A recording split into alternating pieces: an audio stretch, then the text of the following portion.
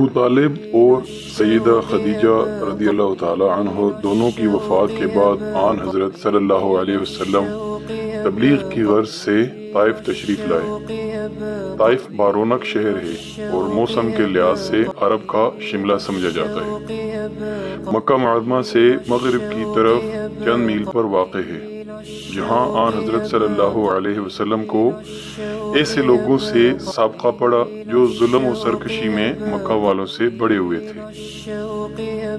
طائف کے بڑے بڑے چودھریوں نے شہر کے اچکوں کو اچکا دیا، جنہوں نے رسول خدا صلی اللہ علیہ وسلم پر پتھراؤ کر کے لہو لہان کر دیا، اور آن حضرت صلی اللہ علیہ وسلم گھبرا کر انگوروں کی بیلوں کے سائے میں بیٹھ گئے۔ قریش مکہ کے بڑے چودھری ربیعہ کی زمینداری طائف میں تھی۔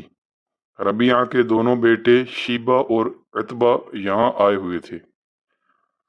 رسول خدا صلی اللہ علیہ وسلم کو اس حال میں دیکھ کر انہیں ترس آ گیا اور اپنے عیسائی غلام عداس کے ذریعے پلیٹ میں انگور کے خوشے لگا کر پیش کرائے۔ عداس نینوا بابل کا باشندہ تھا۔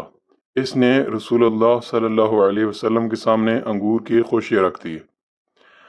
آن حضرت صلی اللہ علیہ وسلم نے بسم اللہ پڑھ کر تناول فرمانا شروع کر دیا۔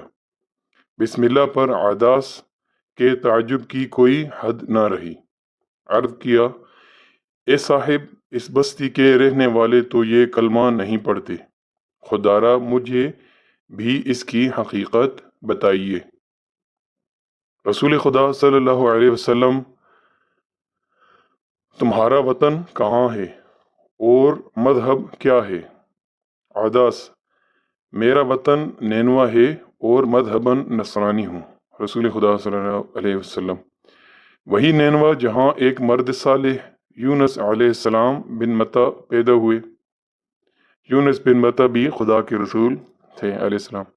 عداس، یونس بن متا کو آپ نے کیسے جانا؟ رسول خدا صلی اللہ علیہ وسلم، یونس علیہ السلام نبی میرے بھائی تھے، میں بھی نبی ہوں۔ رسول خدا صلی اللہ علیہ وسلم کی زبان سے یہ کلمہ ابھی پوری طرح ادا نہ ہوا تھا کہ عداس نے سر سے پاؤں تک حضرت کے روئیں روئیں کو بوسہ دیا۔ شیبہ یہ منظر دیکھ رہا تھا، اس سے رہا نہ گیا۔ غلام واپس لوٹا تو کہا، اے بد نصیب، تو اس شخص سے کس غضب کی عقیدت کا اظہار کر رہا تھا؟ عداس، اس وقت دنیا جہاں میں یہ شخص سب سے زیادہ بہتر ہے، اس نے مجھے ایسی باتیں بتائی ہیں جنہیں دوسرا جان بھی نہیں سکتا۔ شیبہ، ارے تیرا دین اس کے دین سے بدر جہاں بہتر ہے، اس کے دین میں نہ چلے جانا، اور ایسا ہی ہوا۔ عداس رضی اللہ تعالیٰ عنہ مسلمان ہو گئے۔ جب شیبہ اور عتبہ جنگ بدر کے لیے نکلے تو عداس مکہ سے باہر ثنیۃ البیضاء نام کے ٹیلے پر بیٹھے ہوئے تھے۔